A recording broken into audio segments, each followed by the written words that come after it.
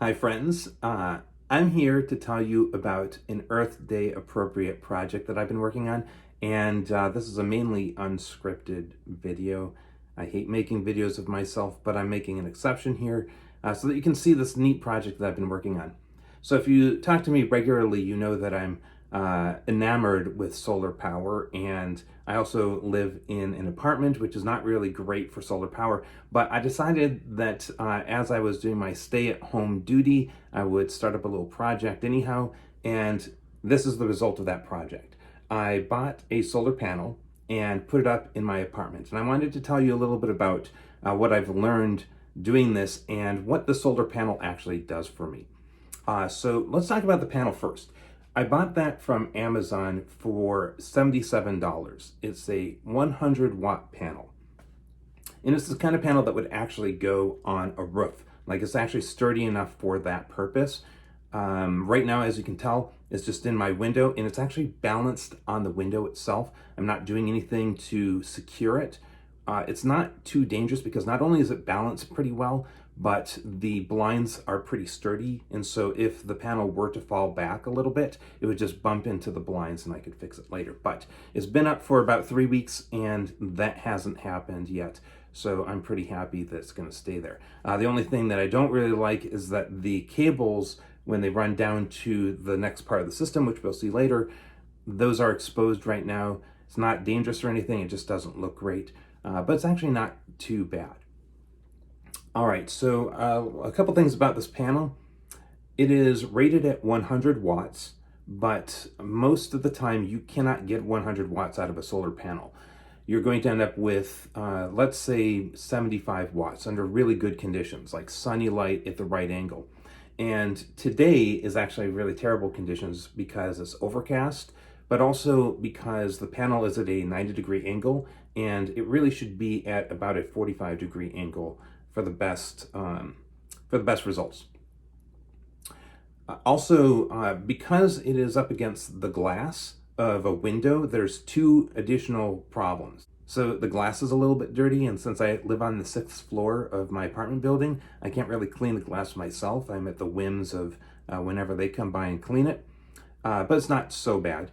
The other issue is that because it's a glass panel against another glass panel, what I've discovered is that some condensation actually starts developing there when it gets really warm, when it's the best time to actually capture solar energy.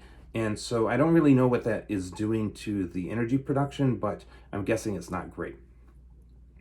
So anyhow, that's the panel as it's set up.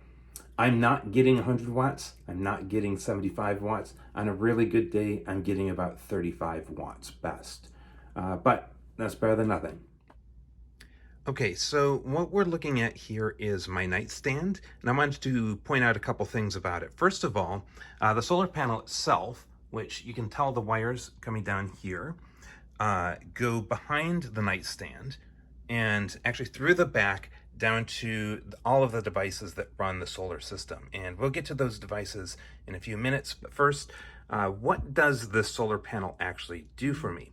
And so without getting into a lot of numbers, what I'll tell you is that I can run this little 8-inch fan all night long for 8 hours, and I can charge my cell phone completely using the wireless charge pad.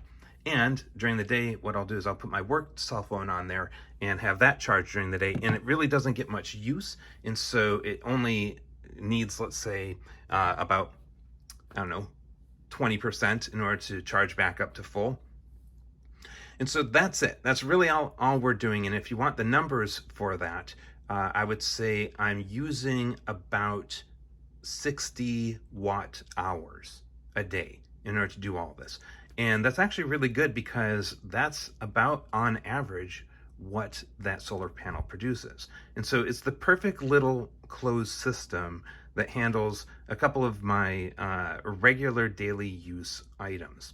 All right, so let's take a look at some of the components and how they're all set up. So the first thing I want to point out is that this big gray box is called the charge controller, and these black wires that are running into it, these are from the solar panel.